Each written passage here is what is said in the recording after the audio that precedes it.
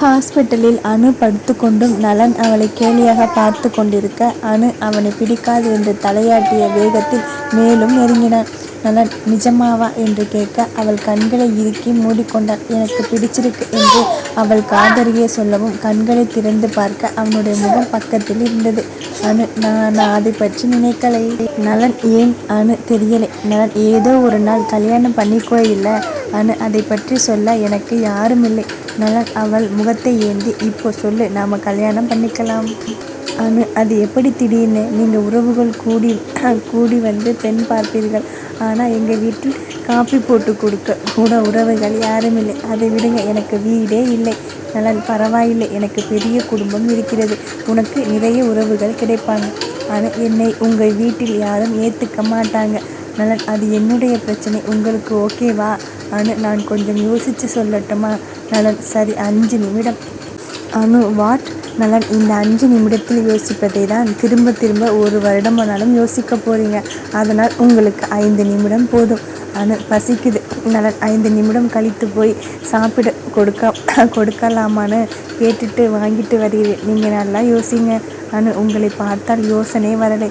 நலன், என்னை பார்த்தால் என்ன வருது? அனு, உங்கள் முகம்தான் வருது. நலன், அப்போது சம்மதம்னு அர்த்தம். நீ ஓகே சொன்னதால் ஸ்வீட் வாங்கிட்டு வருகிறேன். மரியாதை பறந்து ஒருமை வந்து ஒட்டி கொண்டது. அனு, ஹலோ ஹலோ, நான் எப்போ ஓகே சொன்னேன்? இவளுடைய வார்த்தைகள் அவன் காதில் விழுந்தால் தானே. அனு மெல்ல காலை நகர்த்த முடியுமா என்று பார்த்தாள். இறங்கி ஓடி விடலாமா? கட்டில் ரொம்ப உயரமாக இருக்கே.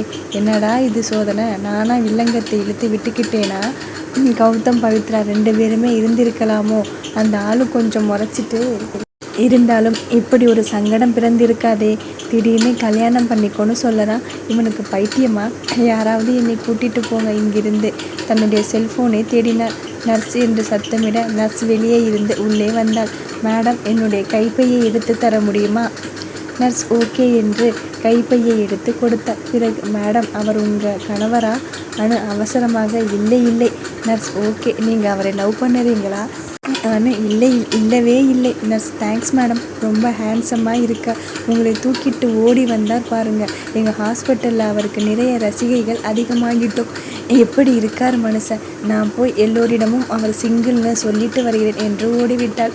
அனு அவளுடைய பேச்சில் உரைந்தாள். என்னங்கடி, அழகாக இருக்கான்னு சொல்லுறீங்க, ரசிகைன்னு சொல்லுறீங்க, என்ன நடக்குது இங்கே? சிறிது நேரத்தில் நலன் உள்ளே நுழைந்தான். அனு அவனை ஓரக்கண்ணால் பார்த்தாள். அவன் அவளுக்கு முன் வாங்கி வந்த உணவை வைத்துவிட்டு ஒவ்வொன்றாக பிரித்தான். நலன் கவனமாக எதையும் சிந்தாமல் பிரித்து எடுத்து வைக்கும் பாங்கு அதில் தெரியும். அவனுடைய பொறுப்புணர்ச்சியை பார்த்தான். அனு வாய் திறந்து உளர ஆரம்பித்தாள். ஒருவேளை எனக்கு அப்பா அம்மா இருந்திருந்தா, நீங்கள் என்னை பொண்ணு பார்க்க வந்திருந்தா என்ன பண்ணியிருப்பீங்க? நலன் அவளை திரும்பி பார்த்து, உங்கள் அப்பா அம்மா கிட்ட கேட்டுட்டு அப்போவே தூக்கிட்டு போயிருப்பேன் என்று பாக்குமட்டை தட்டில் உணவை வைத்து கொண்டே சொன்னான். அனு, ஏன்? நலன் தட்டோடு அவளிடம் வந்து உட்கார்ந்து அவளின் ஒரு கையில் கொடுத்து, ஏன்னா இத்தனை நாள் வரை எனக்கு பொண்ணு கிடைக்கவே இல்லை. அனு, போய் இந்த ஹாஸ்பிட்டலில் கூட நிறைய பேர் உங்களை கல்யாணம் பண்ணிக்க தயாராக இருக்காங்க. நலன் தன்னுடைய கையில் கொண்டு வந்த ஈர துண்டை வைத்து அவளுடைய கையை துடைத்துவிட்டு, நான் தயாராக இல்லையே. அனு, ஏன்? நலன், ஏன்னா உன்னை தான் கல்யாணம் பண்ணிக்கணும்னு என்னை சுற்றி எல்லோரும் வற்புறுத்துறாங்க. அனு, யார்? பவித்ராவா? நலன், இல்லை. அனு, கௌதம்? நலன், இல்லை. அனு, வேற யார் சொல்லுங்க. யாரும் வற்புறுத்தி என்னை கல்யாணம் பண்ணிக்க வேண்டாம். நலன் அவளை பிடித்திருந்த கையை அவனுடைய இதயத்தில் வைத்து, இவங்க தலையில் வைத்து, இவங்க எல்லோரும் வற்புறுத்துறாங்களே. அனு டக்கென்று கையை இழுத்து கொண்டாள். முகத்தை திருப்பி கொண்டாள். அவன் கொடுத்த உணவை சாப்பிட ஆரம்பித்தாள். நலன் பெருமூச்சு விட்டு, நானும் இன்னும் சாப்பிடவில்லை. அனு தன்னுடைய கையில் உணவை அள்ளி அவன் முன் நீட்ட, அவன் சந்தோஷத்துடன் வாயை காட்டி அவள் விரல்களையும் சேர்த்து சுவைத்தான். அனு உள்ளுக்குள் சிலிர்த்து நடுங்கினார். நீங்கள் கெட்டவராக இருந்தால்? நலன் அவனுடைய கையில் உணவை அவனுடைய வாயில் திணித்து, உங்கள் தோழியின் கணவனிடம் விசாரிங்க. அனு அவன் விரலை கடித்தான். நலனுக்கு சுரென்று மின்சாரம் பாய அவளை அணைத்து கொண்டான். அனு, என்னை கைவிட்டுட்டுவீங்களா? நலன், இது உனக்கு உண்டான கேள்வி இல்லை, நான் கேட்கணும். அனு, எங்கேயோ பிறந்து எப்படியோ வளர்ந்த எனக்கு கிடைக்க போகிற முதல் உறவு நீங்கள். எப்படி நான் உங்களை கைவிட முடியும்? நலன், எங்கேயோ பிறந்து கூட்டமாக வளர்ந்து எல்லாமே எல்லோருக்கும் என்று பகிர்ந்து வாழ்ந்த எனக்கே எனக்குன்னு கிடைத்த ஒரே பொக்கிஷம் நீ. என்னால் எப்படி உன்னை விட முடியும்? அனு பயங்கரமாக பேசுறீங்க. நலன் சிரித்தான். அனு வெட்கத்தில் முகத்தை திருப்பிக் கொண்டாள். நலன் சாப்பிட்டு மாத்திரை சாப்பிடணும் கமான் என்று அவளை சாப்பிட சொல்லிவிட்டு தானும் இன்னொரு தட்டில் போட்டு கொண்டு சாப்பிட்டான். கௌதம் பவித்ராவை இழுத்து சென்றவன் முகத்தில் கோபக்கனல் தெரித்தது. ஹாஸ்பிட்டலில் முகத்தில் இருந்த அலர்ஜிக்கு மருந்து வாங்கி கொண்டு ஹோட்டலில் உட்கார வைத்து சாப்பாடு ஆர்டர் செய்தான். பவித்ரா அவனிடம் பேச பயந்து கொண்டு அமைதியாக உட்கார்ந்திருந்தாள். கௌதம் ரோட்டில் இப்படி வேடிக்கை பார்த்துட்டு நடக்கத்தான் தெரியுமா? என்ன சின்ன குழந்தையா? உனக்கு அடிபட்டு இருந்தால் ஏற்கனவே அப்படியே பலசாலி கோயம்புத்தூர் ரோட்டில் விழுந்து உருள வேண்டியது தானே? பவித்ரா மனதுக்குள் எப்படி சமாளிப்பது என்ற கேள்வியை ஓடிக்கொண்டிருக்க சற்றென்று எல்லாத்துக்கும் காரணம் நீங்க தான் கௌதம். என்ன நான் தான் மோட்டார் பைக்கில் வந்து இடித்து தள்ளிட்டேனா? பவித்ரா இல்லை நீங்கள் தான் என்று சண்டை போடும் தோணியில் ஆரம்பித்தவள் அவனுடைய முகத்தை பார்த்து அடங்கி போனாள். கௌதம் நான் தான். என்ன சொல்லு? பவித்ரா அவங்க கலெக்டர். கௌதம் ஆமாம், என்னுடைய அண்ணி. எங்கே சொல்ல விட்ட? பவித்ரா அப்புறம் எதுக்கு அவங்க பேர் ஆசான்னு சொன்னீங்க? கௌதம் நான் சொன்னேனா? பவித்ரா இல்லை, அவங்க தான் சொன்னாங்க. உங்களை நம்பி வந்துட்டதா கர்ப்பவதி பெண் இழுத்தாள். கௌதம் அவங்க உன்னிடம் வம்பு செய்ய பொய் சொல்லி இருக்காங்க. அதை நம்பிக்கிட்டு நீ என்ன பண்ணின? பவித்ரா அப்படியே சப்த நாடி ஒடுங்கியது போல அவனுக்கு எதிரில் இருந்த சேரில் உட்கார்ந்திருந்தவள் அமிழ்ந்து கொண்டாள். கௌதம் சாப்பிடு. பவித்ரா நடுங்கி கொண்டிருக்க அவனே ஊட்டினான். கௌதம் எதையாவது காது கொடுத்து கேட்டிருக்கியா? உன்னை ஹாஸ்பிட்டல் கூட்டிகிட்டு போகும் பொழுது ஃபோன் பண்ணினதும் என்னுடைய அண்ணிதான். பவித்ரா நீங்கள் சம்பாதிச்சு தான் வீட்டில் எல்லோரும் சாப்பிடணும்னு சொன்னீங்களே? கௌதம் ஆமாம் சொன்னேன். அதுக்கு என்ன? நான் சம்பாதிச்சு எங்கள் வீட்டில் இருப்பவர்கள் சாப்பிடக்கூடாதா? பவித்ரா கண்ணீர் விட ஆரம்பித்தாள். மறுபடியும் பொய் சொல்லிக்கிட்டே இருக்கீங்க. ஒரு நாள் கூட என்னிடம் உண்மை சொன்னதே இல்லை. கௌதம் அவள் கண்ணீரை தாங்க முடியாமல் எதிரில் அமர்ந்து இருந்தவன் அவள் அருகில் வந்து அமர்ந்து கொண்டான். அவளை அணைத்து பவிமா எதுக்கு இப்போ அழுதுகிட்டு இருக்க? பவித்ரா விசும்பலுடன் எல்லாமே உங்களால் தான். உங்கள் வீட்டு ஆட்களை பற்றி எத்தனை முறை கேட்டு இருப்பேன்? கௌதம் ஆமாம், ஒரு முறை கேட்டேன். பவித்ரா சரி ஓகே, ஒரு முறை கேட்டேன். ஆனால் நீங்கள் என்ன சொன்னீங்க? கௌதம் சரி இப்போ சொல்லுறேன் கேளு. பவித்ரா கௌதம் அப்பா கப்பலில் வேலையாக இருக்காரு. அம்மா ஹைகோர்ட் ஜட்ஜ். அண்ணன் செங்கல்பட்டு டிஸ்ட்ரிக்ட் கலெக்டர். அண்ணி இப்போது கோயம்புத்தூர் கலெக்டர். போதுமா? பவித்ரா அழுது கொண்டே எங்கள் அப்பா உங்கள் அண்ணி கூட என்ன பேசிக்கிட்டு இருந்த? கௌதம் உங்கள் அப்பா மட்டும் இல்லை, சதீஷ் அப்பா, என்னுடைய அப்பா, அம்மா, அண்ணன், அண்ணி எல்லோரும் இருந்தாங்க. பவித்ரா திடுக்கிட்டு நான் பேசியதை எல்லோரும் கேட்டார்களா? கௌதம் பின்ன ஊரே கேட்டுச்சு. என்னுடைய பிழைப்பு தான் சிரிப்பாக சிரிச்சு போச்சு. பவித்ரா அப்போது உங்கள் யாருக்கும் என்னை பிடிக்காமல் போயிருக்கும் இல்லை என்று அழுதாள். கௌதம் அம்மாடி தாயே, சாப்பிட்டு முடிச்சுட்டு வீட்டில் போய் பேசிக்கலாம். பவித்ரா நான் வீட்டுக்கு வரமாட்டேன், அப்பா திட்டுவார். கௌதம் உங்கள் அப்பா சென்னையில் இருக்கார், இன்னைக்கு வீட்டில் இருக்க மாட்டார். பவித்ரா எதுக்கு? அவங்க மட்டும் சென்னைக்கு போயிருக்காங்க, நீங்கள் போகலையா? கௌதம் அம்மாடி உன்னுடைய மண்டையில் மூளையை கொஞ்சம் இயக்கு. நான் போகாமல் எப்படி? உன்னுடைய உளறலை எல்லாம் எல்லோரும் கேட்டு இருப்பாங்க. பவித்ரா நீங்கள் எப்படி இங்கே? கௌதம் டெலிபோர்ட் ஆகி வந்துட்டேன். போதுமா? பவித்ரா கண்ணீருடன் விழித்தாள். கௌதம் இப்படி பார்க்காதே, நான் ஏதாவது செய்திடுவேன். சீக்கிரம் சாப்பிடு, வீட்டுக்கு போகலாம். பவித்ரா வாயில் அள்ளி போட்டு கொண்டாள். இன்னும் கௌதமை பார்க்க அவளுக்கு விசித்திரமாக இருந்தது. அவனை பற்றிய விவரங்கள் தெரிய ஆரம்பித்ததில் இருந்து குழப்பம் அதிகமானது. இவனிடம் என்ன எப்படி கேள்வி கேட்டு தன்னுடைய குழப்பத்திலிருந்து விடுதலை பெறுவது? இருவரும் வீட்டுக்கு செல்ல கோதை கௌதம் வாங்க இப்போதான் அவர் கூப்பிட்டார், தகவல் சொன்னார். ரொம்ப சந்தோஷம். பவித்ரா கொஞ்சம் உளறி இருந்தா தப்பாக எடுத்துக்காதீங்க. கௌதம் பரவாயில்லை ஆண்டி, அவள் என்னை புரிஞ்சிக்கவே இல்லை. கோதை பவிமுகத்தில் என்ன காயம்? பவித்ரா கரப்பாம்பூச்சி கடிச்சிடுச்சு. கோதை கரப்பாம்பூச்சி கடிச்சிருச்சா? எப்படி? இதுவரை அப்படி நடந்ததே இல்லையே. உன்னுடைய ரூம் சுத்தமாக தானே இருக்குது, மருந்து அடிக்கட்டுமா? பவித்ரா வேண்டாமா, இது கொஞ்சம் பெரிய சைஸ் கரப்பாம்பூச்சி என்று கௌதமை முறைத்துவிட்டு உள்ளே சென்றாள். அவளுடைய அறைக்குள் சென்று தாளிட்டு கொண்டாள். கோதை அவளை விசித்திரமாக பார்க்க கௌதம் அவனுடைய அறைக்குள் நுழைந்து கொண்டான். பவித்ரா தன்னுடைய ஃபோனில் கௌதமுக்கு ஃபோன் செய்தாள். கௌதம் ஆசையாக ஃபோன் எடுக்க, இவள் உங்ககிட்ட நான் கொஞ்சம் பேசணும். கௌதம் ஃபோனில் பேசணுமா இல்லை நேரில் பேசணுமா? பவித்ரா நேரில் பேச வேண்டாம், உங்களை பார்த்தாலே நான் என்ன பேசணும்னு மறந்துடுறேன். கௌதம் ஆர்வமாக கட்டிலில் சாய்ந்து கொண்டு பேசலாமே பவித்ரா, நீங்களும் சரி உங்கள் குடும்பமும் சரி ரொம்ப பெரிய நிலையில் இருக்கீங்க. நீங்கள் எதுக்கு சர்வராக நடிக்கணும்? கௌதம் நடிக்கவில்லை, போர் அடித்தது. சரி கொஞ்ச நாள் சர்வராக இருக்கலாம்னு நினச்சேன், அவ்வளவுதான். இப்போவும் கூட அவனுடைய ஹோட்டலுக்கு போனால் என்னை சர்வராக தான் வேலை வாங்குவான். பவித்ரா, நான் உங்களிடம் கல்யாணம் செய்துக்கும்படி நடிக்க தானே சொன்னேன். கௌதம், ஆமாம். பவித்ரா, ஆனால் ஏன் என்னுடைய கழுத்தில் 3 முடிச்சு போட்டீங்க? எனக்கு நல்லா உணர்வு இருக்குது. உங்களிடம் தெளிவாக சொன்னேன், கழுத்து வரை கொண்டு வாங்க, மற்றதை அணு பார்த்துக்குவான்னு. ஆனால் 3 முடிச்சையும் நீங்களே போட்டு உச்சியில் போட்டும் நீங்களே வச்சு விட்டீங்க. கௌதம், உண்மையை சொல்லு, அதனால தானே தாலியை கலற்றாமல் வச்சிருந்த. பவித்ரா, என்னுடைய கேள்விக்கு பதில் சொல்லுங்க. கௌதம், சரி, எனக்கு என்னவோ இந்த பொண்ணு தான் நான் தேடும் பொண்ணுன்னு தோணுச்சு. பவித்ரா, பொய். கௌதம், பவி, நான் என்ன பேசினாலும் பொய் சொல்கிறேன்னு நீயா மனசுக்குள்ளே பதிவு செய்துக்கிட்ட. நான் என்ன பண்ண முடியும் சொல்லு. பவித்ரா, எப்படி நம்புறது? என்னை பார்த்ததும் நீங்கள் நான் தான் உங்கள் மனைவின்னு முடிவு பண்ணிட்டீங்களா? கௌதம், ஆமாம். இதில் என்ன தப்பு? என்னுடைய தேர்வு தப்பானதா எனக்கு தோணலை. பவித்ரா, உங்கள் குடும்பம் பெரிய குடும்பம். கல்யாண மேடையில் கல்யாணம் நின்று போன பெண்ணை இங்கே கல்யாணம் பண்ணிக்கணும்னு அவசியம் இல்லை.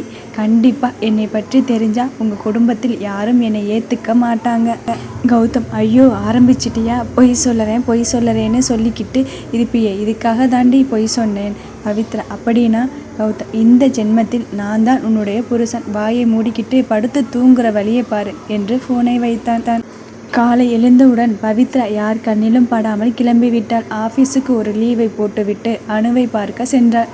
அணு, வாடி, நேற்று என்ன ஆச்சு? கௌதம் கூட சமாதானம் தானே? பவித்ரா அவள் கேள்விக்கு பதில் சொல்லாமல், சாப்பிட்டியா? அணு, இல்லை, அவர் வாங்கிட்டு வரேன்னு சொல்லியிருக்கார். பவித்ரா, அவரா? யாரு, நலனா? அணு என்று வெட்கத்துடன் தலையாட்ட, பவித்ரா, உன்னுடைய மாற்றத்தை நினைத்து எனக்கு ரொம்ப சந்தோஷமாக இருக்குடி. குட், சீக்கிரம் கல்யாணம் செய்துக்கோங்க. அனு, அதை விடு, என்னுடைய கேள்விக்கு பதில் சொல்லவே இல்லையே. பவித்ரா அமைதி காத்தார். அனு அவளுக்கு புரியவில்லை என்று நினைத்து கொண்டு, என்னடி குழப்பம் எல்லாம் தெளிஞ்சதா? பவித்ரா, இல்லடி, எனக்கு எல்லாமே குழப்பமாகவே இருக்குது, முன்பை விட அதிகமாக இருக்குது. அனு, அடியே குழப்பத்துக்கு பிறந்தவளை, என்னடி குழப்பம்? பவித்ரா, கௌதம் என்னை லவ் பண்ணுறாருன்னு நினைக்கிறியா? அனு, அதில் என்ன சந்தேகம்? பவித்ரா, அவரை பார்த்தாலே சந்தேகமாக இருக்குது. இப்போது திடீர்னு அந்த ஆசா இல்லை. ஸ்ரீதேவி கலெக்டர் அவங்க அண்ணின்னு சொல்லறார், சர்வராக தான் வேலை செய்கிறேன்னு சொல்லறார். என்னிடம் பேசும்பொழுது ரொம்ப பொறுமையாக, அழகாக, நிதானமாக, பிசிறு இல்லாமல் போய் பேசுகிறார். ஏன் இப்படி செய்கிறீங்கன்னு கேட்டால், நீ பயந்துக்கிட்டு புலம்பக்கூடாதுன்னு தான் பொய் சொன்னேன்னு சொல்கிறார். இது என்னடி நியாயம்? உனக்கு என்ன பிரச்சனை? ஒரு நல்ல குடும்பத்தில் பிறந்து வளர்ந்து நல்ல படிப்பு படித்து வசதி வாய்ப்போடு இருக்கும் புருஷன் அமைந்தது நல்லது தானே? உங்கள் வீட்டில் பார்த்து கல்யாணம் செய்து வைத்தால் கூட இப்படி ஒரு நல்ல மாப்பிள்ளை கிடைச்சிருக்குமா? பவித்ரா, ஆனால் எனக்கு இந்த பணக்காரத்தனமும் வேண்டாம், என்னுடைய புருஷன் பெரிய ஆளுன்னு வெளியே சொல்லிக்கவும் வேண்டாம். ஒரு குட்டி உலகம், நிம்மதியான அழகான வாழ்க்கை, நானும் அவரும் கொஞ்சமாக சம்பாதிச்சு நிறைவாக வாழணும், போதும்டி எனக்கு. நீட்டி முளைக்கி பேசாது. இப்போது அப்படி தான் இருக்கும். நாளைக்கு குழந்தை குட்டின்னு ஆச்சுன்னா அவர்கள் படிப்பு, அவர்களுடைய எதிர்காலம், அதுக்கு காசு வேண்டாமா? பவித்ரா, முடிஞ்சதை சம்பாதிச்சு சிக்கனமாக செலவு செய்து குழந்தைகள் எதிர்காலத்தை நல்லபடியாக உருவாக்கலாம். காரில் போக வேண்டாம், பஸ்ஸில் போகும் அளவுக்கு இருந்தால் போதும். விலை உயர்ந்த துணிமணி வேண்டாம், நடுத்தரமான விலை குறைவான உடைகள் போதும். நகைகள் வேண்டாம், சந்தோஷம் இருந்தால் போதும். இதெல்லாம் சொல்லுறியே, ரோட்டில் யாராவது விழுந்து கிடந்தா ஹாஸ்பிட்டலுக்கு தூக்கிட்டு போவியே, அதுக்கு காசு வேண்டாமா? இல்லை, உங்கள் அத்தை பையன் ஞாபகமாக அந்த ஆட்டிசம் ஸ்கூலுக்கு பணம் மாதம் கொடுத்துக்கிட்டு இருக்கியே, அதுக்கு பணம் வேண்டாமா? இல்லை, உன்னுடைய தம்பி பிறந்த நாளுக்கு ஆசிரமத்தில் இருக்கும் அனாதை குழந்தைகளுக்கு ட்ரெஸ், சாப்பாடுன்னு திருவிழா மாதிரி கொண்டாடுவியே, அதுக்கெல்லாம் பணம் வேணும்டியே. நாம் நிம்மதின்னு சொல்லுறோம் இல்லை, அதுக்கே பணம் வேணும். பவித்ரா, பணம் இல்லாதவங்க எல்லாம் நிம்மதியாக வாழலையா? வாழறாங்க, ஆனால் அவர்களுக்குள் வாழ்ந்துக்கிறாங்க. அடுத்தவர்களை பற்றி நினைக்க மாட்டாங்க. அப்படி நினைச்சாலும் அடிபட்டு இருந்தால் தண்ணீர் கொடுத்துட்டு நகர்ந்துடுவாங்க. அவங்களால முடிஞ்சது அதுதான், அது கூட ஒரு உதவிதான். ஆனால் நீ நினைப்பது போல தானம் செய்ய பணம் வேணும். அப்படியே பழகிட்ட உன்னால் உன்னுடைய கேரக்டரை மாற்றிக்க முடியுமா? பவித்ரா, எனக்கு ரொம்ப குழப்பமாக இருக்குது. எல்லாத்தையும் விடு, என்னுடைய கேள்விக்கு சரியான பதில் சொல்லு. பவி, கடைசியாக நீ எப்போ தூரம் போன? பவித்ரா திடுக்கிட்ட. என்ன? கடைசியாக எப்போ பீரியடான? பவித்ரா தன்னுடைய ஃபோனில் கேலண்டர் பார்த்த விரலை விட்டு எண்ணினாள். அனு என்று கத்த. அனு நினச்சேன், நீ ரொம்ப குழப்பத்தில் உளறிக்கிட்டு இருக்கும் பொழுதே நினச்சேன். எத்தனை நாள் தள்ளி போச்சு? பவித்ரா முழுசா 15 நாள். அனு இவ்வளவு நாளா என்ன பண்ணிக்கிட்டு இருந்த? ஹாஸ்பிட்டல் செக் பண்ணணும்னு தோணலையா? இல்லை உன்னுடைய ஆளுக்கு தான் தோணலையா? பவித்ரா எனக்கு பீரியட் வராதது அவருக்கு எப்படி தெரியும்? அனு அப்படியே அவரை காப்பாற்றும். ஒரு புருஷனா எல்லாமே தான் தெரிஞ்சு வச்சுக்கணும். நலன் உள்ளே நுழைந்தார். என்ன தெரிஞ்சு வச்சுக்கணும்? நானும் தெரிஞ்சுக்கிறேன். அனு முகம் சிவந்தாள். பவித்ரா நான் வெளியே இருக்கேன். நலன் இல்லை நீங்கள் பேசுங்க, நான் சாப்பாடு டெலிவரி பாய் தான், கிளம்புறேன், ஹோட்டலில் வேலை இருக்குது, முடிச்சிட்டு வருகிறேன். நீங்கள் இங்கே தானே இருப்பீங்க? பவித்ரா நான் இருக்கேன். நலன் ஒரே நிமிடம் என்று அணுவை தூக்கினான். அணு அதிர்ந்து பவி வெக்கப்பட்டு வார்டுக்கு வெளியே செல்ல அணு பல்லை கடித்து கொண்டு நலனிடம் என்ன பண்ணுறீங்க? நலன் நான் கிளம்பிட்டா உன்னை பாத்ரூம் யார் கூட்டிட்டு போவா? சரி வேலையை பாரு என்று பாத்ரூமுக்குள் அவளை விட்டு வெளியே நின்றான். அணு நெற்றியில் அடித்து கொண்டு காலை கடனை முடித்துவிட்டு நலனை அழைக்க அதற்காகவே காத்திருந்தவன் அவளை தூக்கி கொண்டு படுக்கையில் விட்டான். வெளியே சென்று பவித்ராவிடம் நீங்கள் பாருங்க ஆஃபீஸ் லீவு போட்டு இருக்கீங்களா? பவித்ரா ஆமாம். நான் அப்போது உங்கள் 2 பேரையும் தொந்தரவு பண்ண மாட்டேன், மதியம் சாப்பாடு எடுத்துக்கிட்டு வருகிறேன் என்று கிளம்பிவிட்டான். பவித்ரா அணுவின் அறைக்குள் நுழைய அவள் வெட்கத்துடன் தரையை பார்த்து கொண்டிருந்தாள். பவித்ரா நேற்று தான் ஒருத்தங்க புலம்பியது போல இருந்தது, கண்ணி கழியாமல் என்று சொல்லி முடிப்பதற்குள் அவளுடைய வாயை அணு தன்னுடைய கையால் மூடினாள். சாப்பிடலாம் வா. இருவரும் சாப்பிட்டு முடித்தனர். பவித்ரா இடத்தை துடைத்துவிட்டு அவளுக்கு எதிரில் அமர்ந்தாள். அணு இப்போ சொல்லு பவித்ரா, நிஜமாவே நான் கர்ப்பமாக இருக்கேன்னு சொல்லறியா? அணு இருந்தால். பவித்ரா அப்படி மட்டும் சொல்லிடாது, என்னால் தாங்க முடியாது. அணு உளராதே. பவித்ரா நடுங்கினார். பயமாக இருக்குடி, வீட்டில் தெரிஞ்சா போச்சு, வேலைக்கு போகிறேன்னு சொல்லிட்டு என்ன பண்ணிட்டு இருந்திருக்கேன்னு கேட்டால் என்ன பதில் சொல்லட்டும்? அவங்க வீட்டில் என்ன சொல்லுவாங்க? அவமானமாக போயிடும். ஒன்று பண்ணு, மனசை ரொம்ப குழப்பிக்காமல் 1 வாரம் மனசுக்கு லீவு கொடுத்துடு. எதை பற்றியும் யோசிக்காதே, நினைக்காதே. இப்போ ஹாஸ்பிட்டலில் தானே இருக்க, டெஸ்ட் எடுத்து பாரு. கௌதம் குழந்தையை ஏற்றுக்குவாரா? கலைக்க சொல்லிட்டா? ஏன் அவருக்கும் சேர்த்து தப்பாகவே நீ யோசிக்கிற? எப்படி சொல்லுவார்? அவருடைய ரத்தம் இல்லையா? எடுத்த உடனே கலைப்பதை பற்றி பேசாதே, அது உனக்குள் வளரும் ஒரு உயிர். ரோட்டில் கிடக்கும் நாய் மேல் ஏற்படும் பரிதாபத்தை உன்னுடைய குழந்தை மேல் காட்டு. பவித்ரா வாயில் அடித்து கொண்டான். தப்பு தப்பு, நான் சொன்னது தப்பு, குழப்பத்தில் சொல்லிட்டேன். நான் எங்காவது போயிடட்டுமா? யாருக்கும் தெரியாத இடத்துக்கு? நான் லூசு மாதிரி பேசாதுன்னு சொல்லிட்டேன். முதல்ல டெஸ்ட் எடுத்து பாரு. பவித்ரா பயமாக இருக்குது. பவித்ரா நாளைக்கு கண்டிப்பாக டெஸ்ட் எடுத்துக்கிறேன். இன்னைக்கு நான் மென்டலி ப்ரிப்பேர் ஆகலை. பவி நீ பாட்டுக்குன்னு பைத்தியம் மாதிரி எதுவும் பண்ணிடாதே. பவித்ரா இல்லடி என்று அமைதியானார்கள்.